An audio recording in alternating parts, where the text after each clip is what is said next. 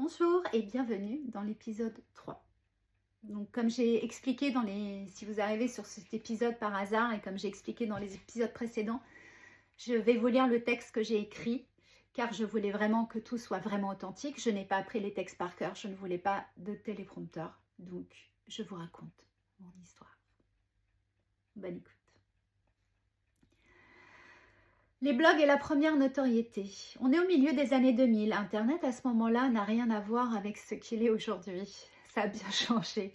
Pas de réseaux sociaux tels qu'on les connaît, pas encore Instagram, pas de TikTok, pas d'algorithme qui décide ce que tu dois voir. Il y avait les blogs.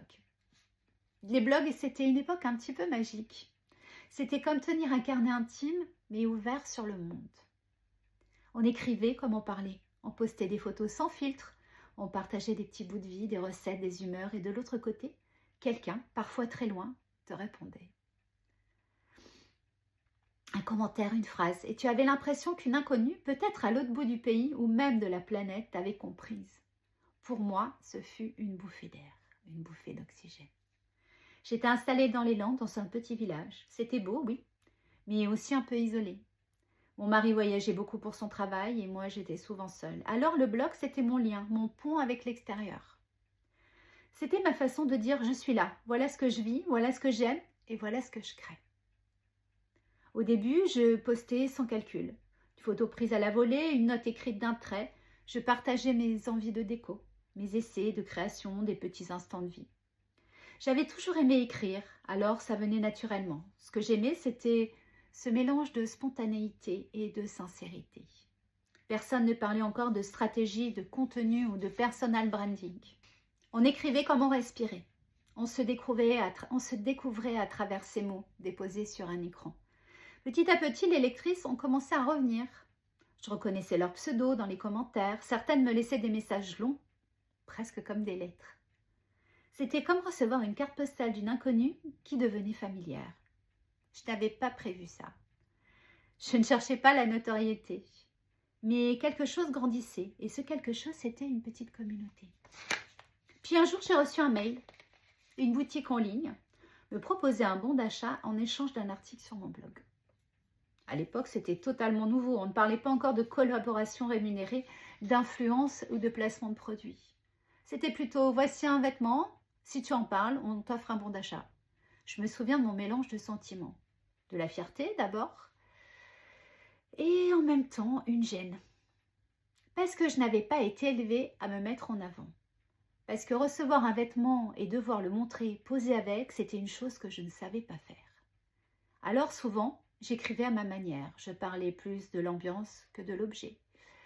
Je racontais comment ce vêtement s'intégrait dans ma vie plutôt que de le mettre en avant comme une vitrine. C'était ma façon de rester fidèle à moi-même. Très vite, cette petite notoriété a commencé à me peser. D'un côté, j'aimais l'ouverture, moi qui étais seule, je me sentais moins isolée. De l'autre, je n'étais pas vraiment à l'aise avec cette idée d'être observée.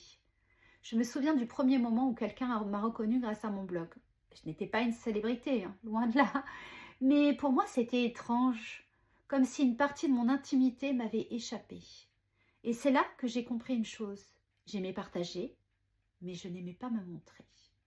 J'aimais écrire, mais je n'aimais pas poser. Il y avait un décalage entre la mode et moi. Et puis, ma fille est née, avril 2006. Un bouleversement tout d'un coup, le temps s'est resserré. Chaque minute comptait, les nuits étaient courtes, les journées de danse. Et pourtant, je continuais à écrire. Le blog est devenu un exutoire. Quand mon mari repartait à l'étranger, quand je me trouvais seule dans ma maison avec mon bébé, écrire était un moyen de rester debout. Un moyen de dire je suis fatiguée, et je suis là, je tiens, et je crée encore. Avec le recul, je vois que ce blog a été ma première vitrine, une vitrine fragile, bricolée, mais une vitrine quand même. C'était ma première rencontre avec le fait de montrer, de partager, de rendre visible ce que je faisais. Et déjà, je sentais que ça ne suffirait pas. Écrire, c'était bien, mais j'avais envie de toucher les choses, d'ouvrir une vraie porte, pas seulement une page web. Alors, peu à peu, une idée s'est imposée. Et si j'ouvrais un lieu concret ? C'est comme ça que j'ai décidé d'ouvrir ma première boutique, 12 mètres carrés à Hossegor, un espace minuscule, mais qui allait devenir une grande école. Pas de théorie, pas de plan, juste l'envie et la persévérance. La suite, je te la raconte dans l'épisode suivant. Merci pour ton écoute.